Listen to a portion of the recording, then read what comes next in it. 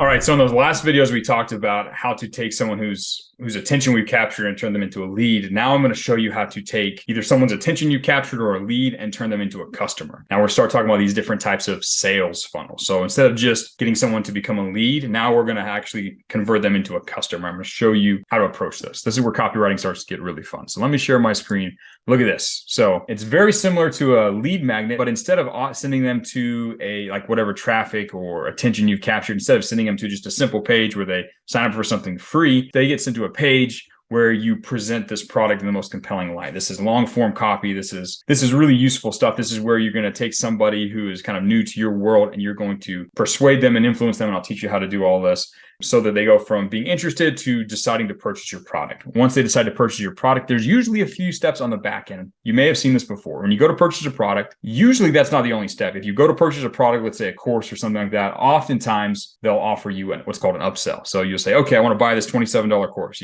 27 or whatever, right? You pay it and it takes you another page and says, hey, if you want my advanced training, pay $197 for the group coaching or whatever, right? And you can either decide to do that or not. If you don't decide to do that, sometimes they'll give you a downsell where they'll say, oh, do you want to pay $197? How about $97, right? So that's an example of an upsell. Then when you say no to that upsell, they'll send you to a downsell. And that doesn't happen all the time, but I wanted to include this map so you'll understand it. As you go through and see more funnels throughout your life, you'll start to see a lot of examples of upsells and downsells. Downsells don't always really have to be there, but you should usually always include an upsell. So instead of just selling one product, you should sell more products on the back end so that you can increase your lifetime value, so you can increase the total amount of revenue that you make per customer so you can provide more value to them. So usually it's a good idea to have an upsell. I included a downsell here so you could see what that looks like. Once you finish the upsells, downsells, you go to the order page, you enter your credit card details, whatever, hit thank you, get access to your content. So again, this is a sales page. Now, this traffic that you're sending to your sales page, it can come straight from a Google ad or a YouTube video that you uploaded, or it can come from an email you sent to your newsletter. There's a lot of places where you can get this traffic. You can send an Instagram story to your audience. It doesn't really matter where the traffic comes from, but you drive it to that sales page. And that's where you take these people that are kind of interested and curious about whatever you've mentioned on the sales page, and you take them and you influence them and you paint them the picture and you sell them on purchasing this product. Once they decide to purchase the product, they can go through these steps. So you can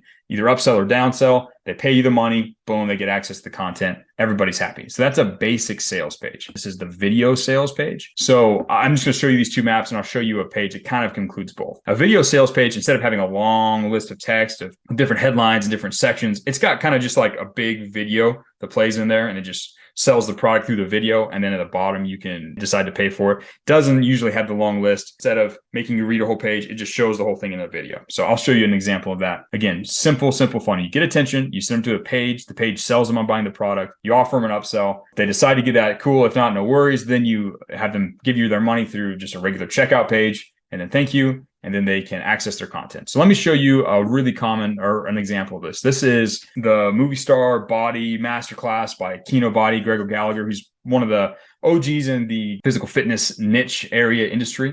So this is an example of a sales page for one of his programs. So he's got a headline. He's got a little video sales page here. So it's already kind of included. But if you scroll down, you can see the rest of the stuff. He has these different sections where he shows some proof, some little things to qualify you. He talks about the course materials. And then he has these little CTAs or calls to action where you can actually click on the thing and purchase the product or whatever, right? But up here, you've got the video. He goes through and he sells this product, tells you about how cool the product is, whatever. You purchase this. You can either buy a basic one or a more expensive one. Anyways, we've got the CTA down here at the bottom. You hit enroll. I'll tell you guys how to make these, how to plan these out. This is a fairly simple one, but this is one example of a sales page.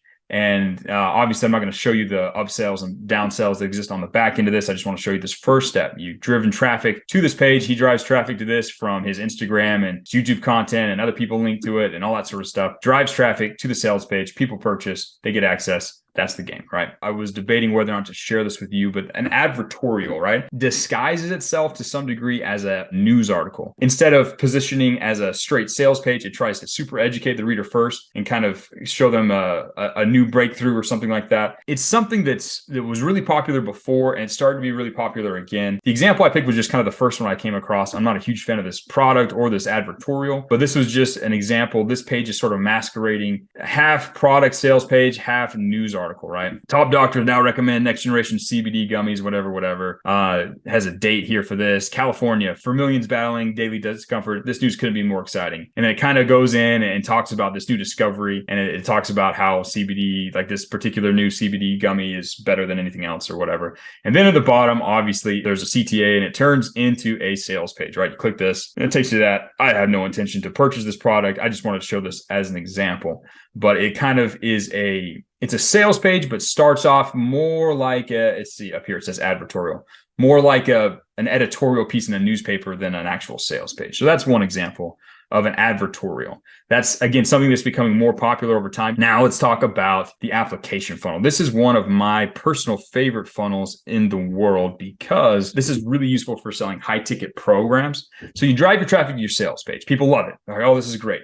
But they can't just buy access immediately. They have to apply for this type of program. This is really common for high-level masterminds or really high-ticket programs. So these people, you drive the attention there, they apply, they answer some questions about themselves. And usually they'll book a call on a calendar to talk with a representative to kind of go over their application and all that stuff. Sales call, right? And the guy basically will give them some advice or some strategy, pitch them on the product. They decide to buy the product. Boom. He sends them an order form. They purchase it. Everybody's happy, right? This is really common for high-ticket programs that you're selling for $2,000, $3,000, $10,000 up to like $30,000, right? Usually after they book that call on the calendar, there's some emails to follow up and get them all hyped for the call. But the application funnel is one of my favorites. So I'm going to show you an example. This is a crypto mastermind, so it's a big event that Jordan Belfort ran or is going to run at some point. So you can't just buy now; you have to apply now. So you got a little video of Jordan selling you some stuff. You got some stuff about how cool this is, and then obviously you hit the apply now, and you put in a bunch of information. Agree and submit. Boom. Next thing you know, you're here. You finish your application. You're going to book a call with one of the guys on this team.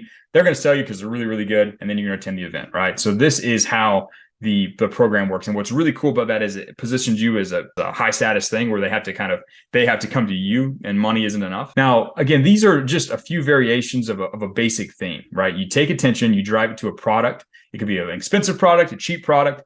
They decide to purchase it. They decide to purchase additional products, and then they get access to it. There are a lot of similar ways to do this for, local businesses. It's very similar, right? You can sell physical products. You can sell sessions. You can sell like a spa session or whatever. There's a lot of ways you can change this up and vary it. But almost always after you sell them one thing, you want to try and sell them the next thing. You want to give them an opportunity to move up the value ladder. And sales funnels are how you do this. Every business is going to have multiple sales funnels. If they have multiple products, they'll have multiple little versions of this funnel that exist as you purchase their low ticket or their medium ticket or their high ticket program. And again, I'm going to show you how to architect all that and how to write the copy and how to actually write the things. But right now, you just need to know how the whole system works, how the flow works. And these are the most common versions of sales pages and sales funnels, which you need to know if you want to help businesses monetize their attention.